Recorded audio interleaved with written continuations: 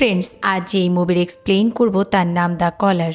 এটি 2024 সালে রিলিজ হওয়া একটি সাইকোলজিক্যাল থ্রিলার চাইনিজ মুভি, যেখানে সময়ের ব্যবধান এবং ডোমেস্টিক ভায়োলেন্সের বিষয়গুলো তুলে ধরা হয়েছে। মুভিটির মূল কাহিনী একটি অলৌকিক ফোন কলকে কেন্দ্র করে শুরু হয়। মুভির হিরোইন ম্যাংজিয়া, যে তার স্বামীর শারীরিক নির্যাতন থেকে বাঁচতে একটি নতুন অ্যাপার্টমেন্টে ভাড়া নেয়। এই বাড়িতে আসার পর সে এক অদ্ভুত সমস্যার মুখোমুখি হয়, কারণ ম্যাংজিয়া জানতে পারে তার ল্যান্ডলাইন ফোনে এমন এক মহিলার কল আসছে যে এই বাড়িতে অতীতে 20 বছর আগে বসবাস করত। আর এই কল থেকে বেরিয়ে আসে এক অজানা ভয়ানক সত্য। ফ্রেন্ডস, মুভিটিতেই দারুণ টুইস্ট রয়েছে, যা দেখার পরে সবাই অবাক হয়ে যাবেন। তো চলুন মুভির পুরো এক্সপ্লেন দেখে আসা যাক।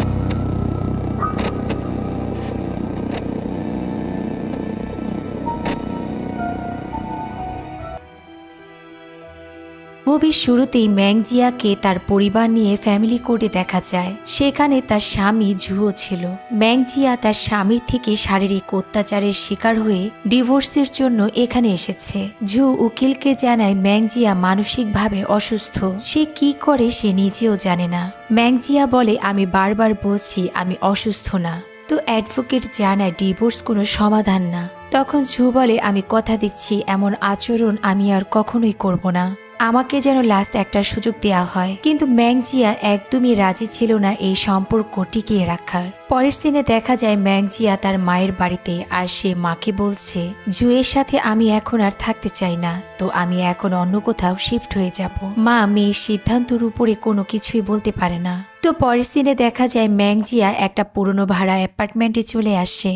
বাড়ির মালিক ম্যাংজিয়াকে রুম পর্যন্ত এগিয়ে দেয়। আর এই ভবনটি এতটা পুরনো যে রাত হলেই মনে হয় ভুতুরে বাড়ি। যাই হোক, ম্যাংজিয়া তার বাড়ি গোছানোর কাজ করছিল। এমন সময় কলিং বেলের সাউন্ড। ম্যাংজিয়া দরজার কাছে আসে আর উকি মেরে দেখে ঝু। ম্যাংজিয়া খুব বিরক্ত হয়ে যায়। বাহির থেকে ঝু বলে, আমাকে প্লিজ ক্ষমা করে দাও, আর একটাবার আমাকে সুযোগ দাও। কিন্তু ম্যাংজিয়া দরজা খুলে না। তখন ঝু দরজার সামনে একটা ব্যাগ রেখে সেখান থেকে চলে যায়।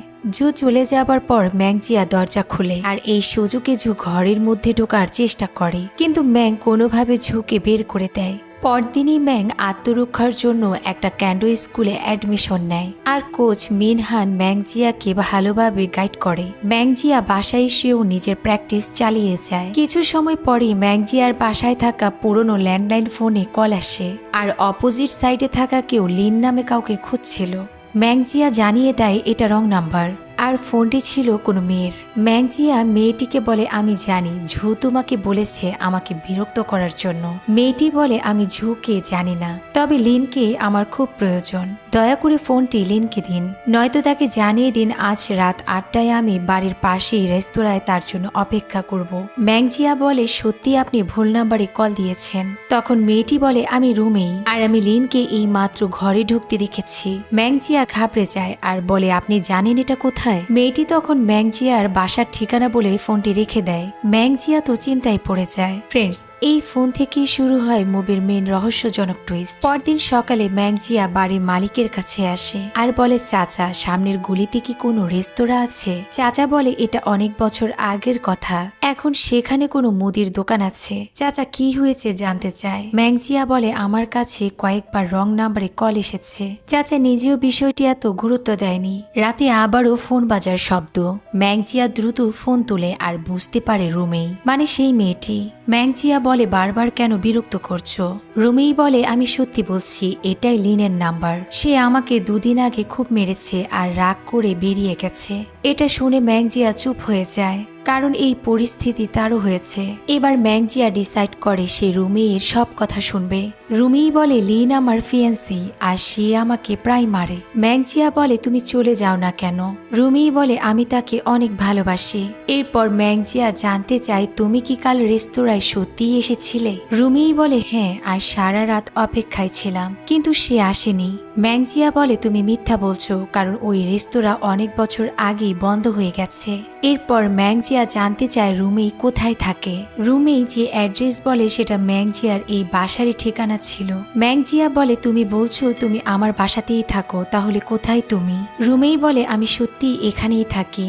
তুমি হয়তো দেখছো না। তবুও ম্যাংজিয়া রুমির সাথে তার লাইফ নিয়ে প্রায় কথা বলে, আর ম্যাংজিয়া নিজেও তার কথা মানে ঝু ম্যাংয়ের সাথে যা যা করেছে সবই শেয়ার করে। এভাবে কিছুদিন চলে যায় আর দুজনের মধ্যে একটা ভালো বন্ধুত্ব হয়ে যায়। রুমি প্রতিদিন ম্যাংজিয়াকে কল করে আর তাদের ঘন্টার পর ঘন্টা কথা চলতে থাকে। একদিন ম্যাংজিয়ার পার্সেল আসে আর তখন ম্যাংজিয়া আবারও বাড়িওয়ালাকে রুমির ব্যাপারে জিজ্ঞাসা করে। বাড়িওয়ালা চাচা বলে, আমি এমন কাউকে চিনি না আর আমার মনে পড়ছে না। পার্সেল নিয়ে ম্যাংজিয়া বাসায় এসে দেখে তার হাজবেন্ডের দেয়া গিফট। ম্যাংজিয়া গিফটটা কেটে ফেলে। কিছুক্ষণ পর ম্যাংজিয়া তার মাকে কল দেয় আর রুমির কথা তাকে জানায়। সে বলে, মা, রুমি আমাকে প্রতিদিন কল দেয় আর আমি অনেক খোঁজ নিয়েছি, কিন্তু রুমির ব্যাপারে কিছুই জানতে পারিনি। মা বলে, আমার মনে হয় কিছুদিন আমার কাছে এসে থেকে যাও, তোমাকে ভালো কোনো ডক্টরের কাছে নিয়ে যাব। মা আরো বলে, মামলার ঝামেলার কারণে হয়তো তুমি মানসিকভাবে হতাশ হয়ে গেছো। তখন ম্যাংজিয়া রেগে কল রেখে দেয়। পরদিন ম্যাংজিয়া তার পুরো বাড়িতে ক্যামেরা লাগিয়ে নেয়, কারণ ম্যাংজিয়া বুঝতে পারে তার হাজবেন্ড ঝু সবসময় তাকে নজরে রেখেছে।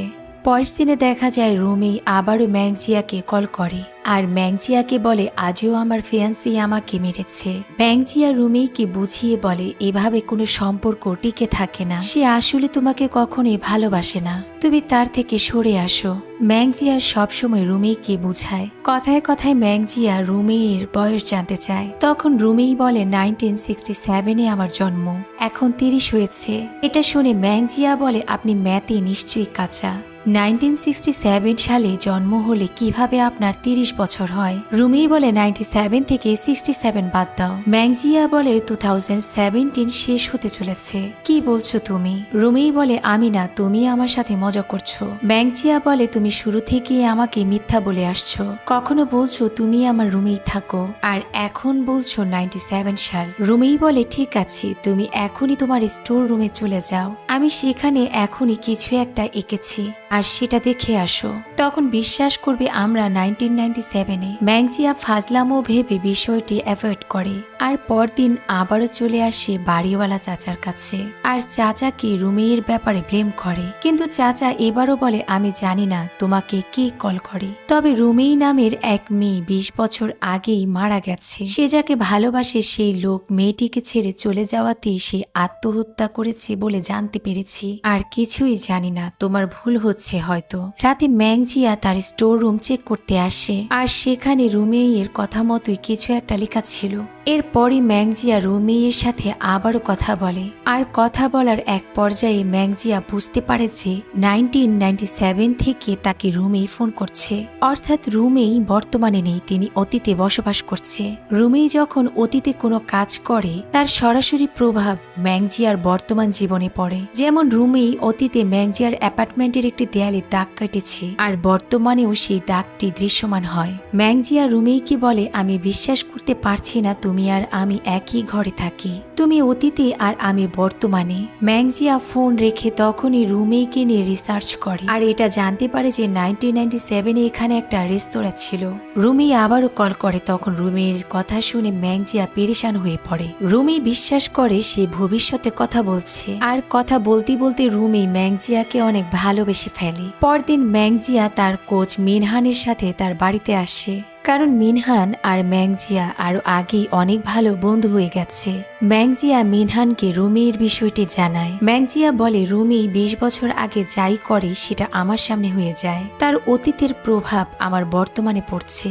বিষয়টি শুনে মিনহান বলে, আমার মনে হয় তুমি কোনো থ্রিলার মুভি রাত জেগে দেখো, তাই এসবই তোমার চিন্তায় আসে। মিনহান ম্যাংজিয়ার কথাগুলো হ্যালুসিনেশন ভাবে।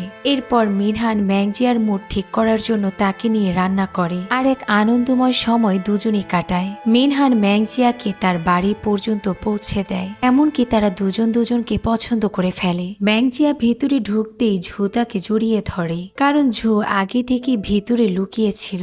তখন ঝু ম্যাংয়ের বডিতে একটি কোট দেখে, রেগে ম্যাংকে চড় মেরে দেয়, কারণ কোটটি মিনহানের ছিল। ঝু ম্যাংজিয়ার সাথে খুব ধস্তাধস্তি করে। এদিকে মিনহান আবারও ব্যাক করে, কারণ তার চাবি ছিল ম্যাংজিয়ার কাছে।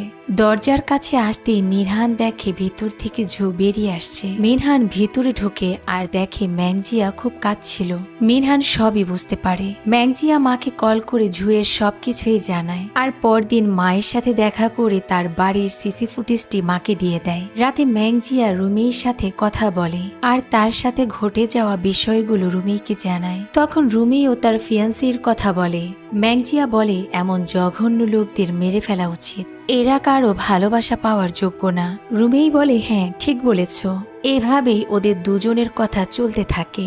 এমনকি রুমি ম্যাংজিয়াকে ভালো ভালো রান্নাও শিখিয়ে দেয়। পাশাপাশি ম্যাংজিয়া তার ক্যান্ডো ট্রেনিংও চালিয়ে যায়। আস্তে আস্তে করে ম্যাংজিয়াও নর্মাল হচ্ছিল তার লাইফ নিয়ে, কারণ রুমির মতো এত ভালো বন্ধু হয়েছে তার। একদিন ম্যাংজিয়া রুমি কি বলে বাড়িওয়ালা চাচা বলেছে তুমি নাকি 20 বছর আগে আত্মহত্যা করেছিলে। রুমেই বলে না এটা মিথ্যা, তাহলে আমি কিভাবে কথা বলছি। চাচা সবকিছুই ভুলে যায়। তখন ম্যাংজিয়া রুমিকে বলে জানো আমার স্বামী আমাকে প্রেগনেন্ট অবস্থায় মেরেছিল আর তার জন্য আমার বাচ্চাটা মারা গেছে, কিন্তু এখন একটু স্বস্তি যে আমাদের কিছুদিনের মধ্যে ডিভোর্স হয়ে যাবে। রুমিই বলে তাহলে ভালো, আমরা সব সময় একই সাথে থাকতে পারবো। ম্যাংজিয়া বুঝতেও পারে না সে কি আর কাকে নিয়ে দিনের পর দিন কথা বলছে। কিছুদিন পর ম্যাংজিয়া দেখে তার পাশের রুমটির দেয়াল কিছুটা ভেঙে গেছে।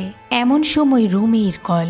ম্যাংজিয়া বলে তুমি কি তোমার দেয়ালে কিছু করেছো? আমার রুমের দেয়ালটি ভেঙে গেছে।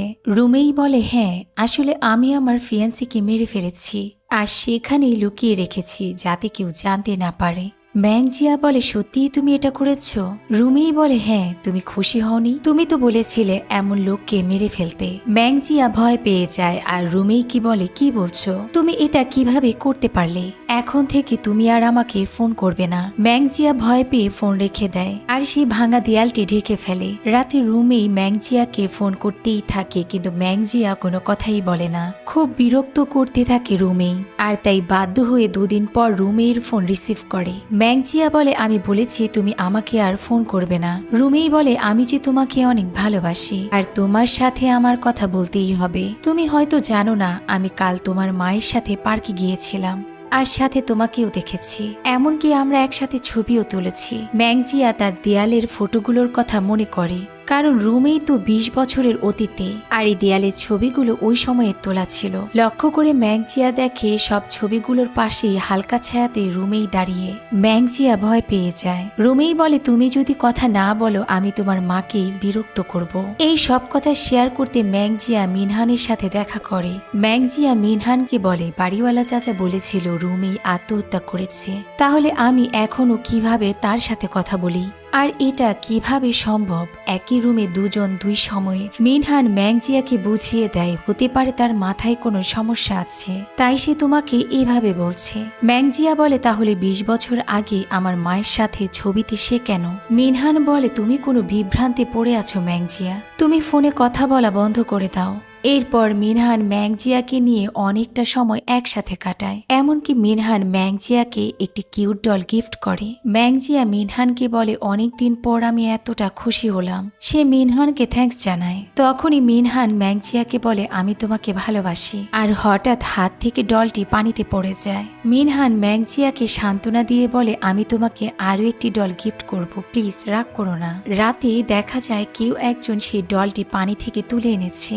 আর পরদিন সকালে দরজার সাউন্ড শুনে ম্যাংজিয়া দরজা খুলে দেখে দরজার সামনে সেই ডলটি ঝোলানো। ম্যাংজিয়া ভয় পেয়ে যায়। এমন সময় ফোন বেজে ওঠে। ম্যাংজিয়া কল রিসিভ করে আর রুমেইকে বলে আমি বলেছি আমাকে আর কখনো বিরক্ত করবে না। রুমেই বলে তুমি আমার সাথে সব সম্পর্ক ছেড়ে দিয়েছো ওই ছেলেটার জন্য। ম্যাংজিয়া বলে তুমি যদি জেলে না যেতে চাও তাহলে নর্মাল ভাবে বেঁচে থাকো, কারণ তুমি হত্যা করেছো আর আমি এটা এখনো পুলিশকে জানাইনি। তুমি এই বাড়ি ছেড়ে চলে যাও। এরপর ম্যাংজিয়া ফোন রেখে দেয়। রাতে রুমেই আবারও ফোন করে আর ম্যাংজিয়াকে বলে আমি তোমার জন্য একটা বিশেষ গিফট রেখেছি আর এটা তোমার অ্যাপার্টমেন্টের বাহিরে যে গাছ আছে তার নিচে পুঁতে রাখা আছে। ম্যাংজিয়া ফোন রেখে তখনই সেখানে চলে আসে আর মাটি খুঁড়ে একটা প্যাকেট পেয়ে যায় আর ভেতরের গিফট দেখে ম্যাংজিয়া চমকে ওঠে, কারণ ওটা কারো হাতের আঙ্গুল ছিল। পরের সিনে দেখতে পাই ম্যাংজিয়া মিনহানকে ডেকে আনে আর গিফটটা মিনহানকে দেখায়। এরই মধ্যে রুমেইর কল। মিনহান কল রিসিভ করে আর বলে তুমি কেন ম্যাংজিয়াকে বিরক্ত করছো। রুমেই বলে আমি তোমার সাথে কোনো কথা বলতে চাই না, কারণ এই সবকিছুই তোমার জন্য হয়েছে। আমার মনে হয় আমাদের মাঝখান থেকে তোমাকে মরে যাওয়া উচিত। এরপরেই লাইন কেটে যায়।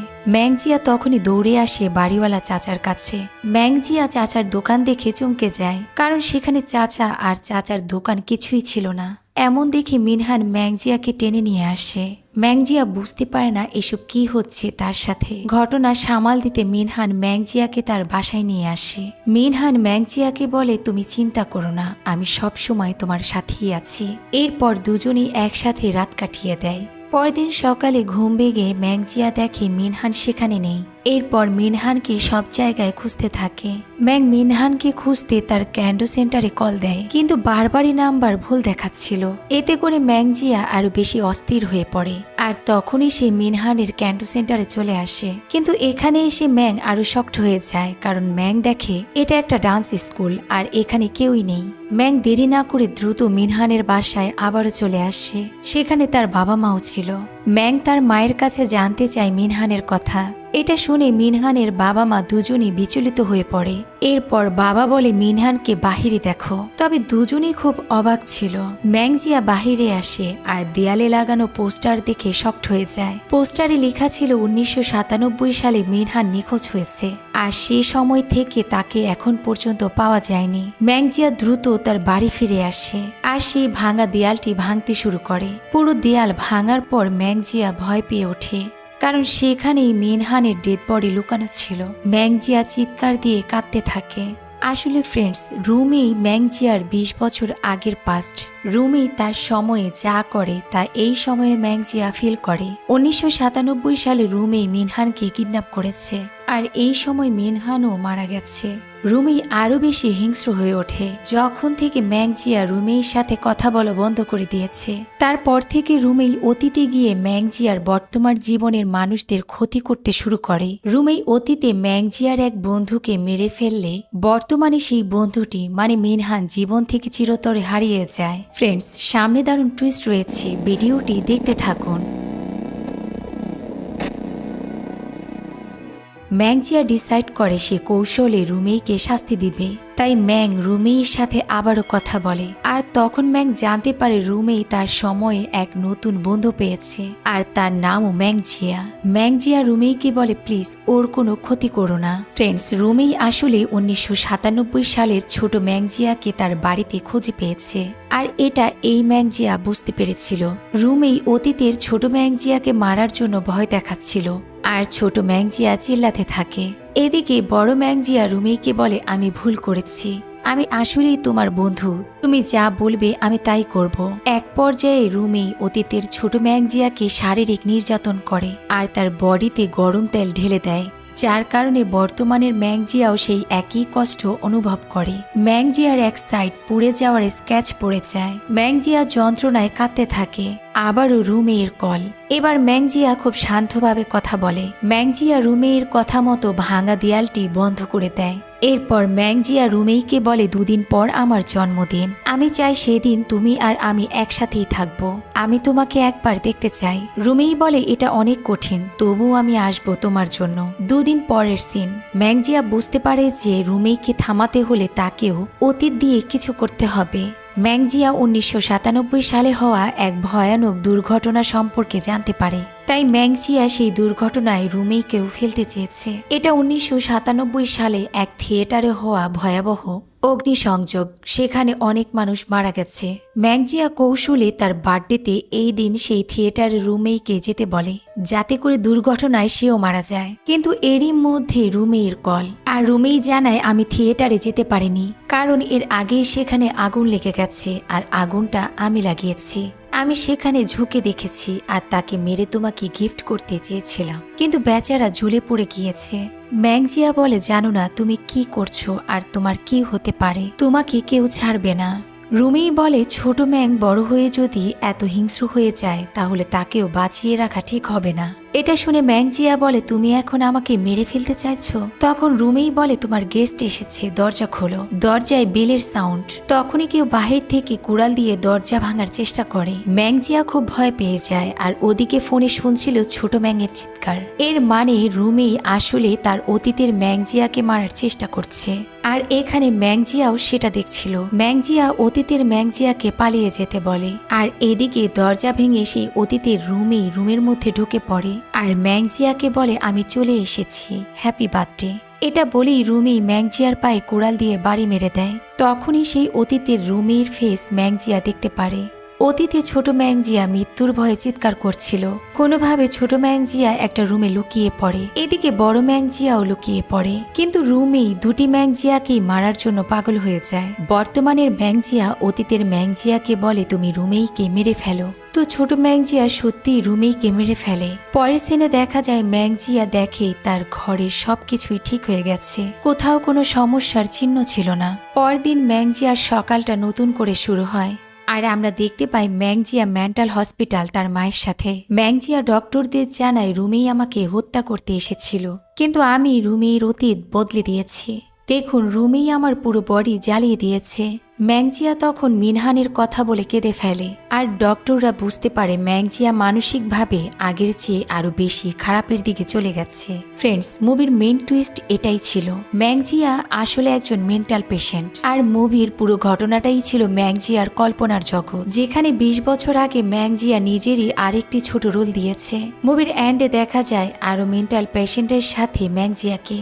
আর ফ্রেন্ডস, সেখানে আমরা আরো একজন পেশেন্টকে দেখি, যে কিনা ম্যাংজিয়ার কল্পনার জগতের রুমেই। আর মুভি এখানেই শেষ হয়ে যায়। ফ্রেন্ডস, আশা করছি মুভির পুরো কাহিনী বুঝতে পেরেছেন। আল্লাহ হাফেজ।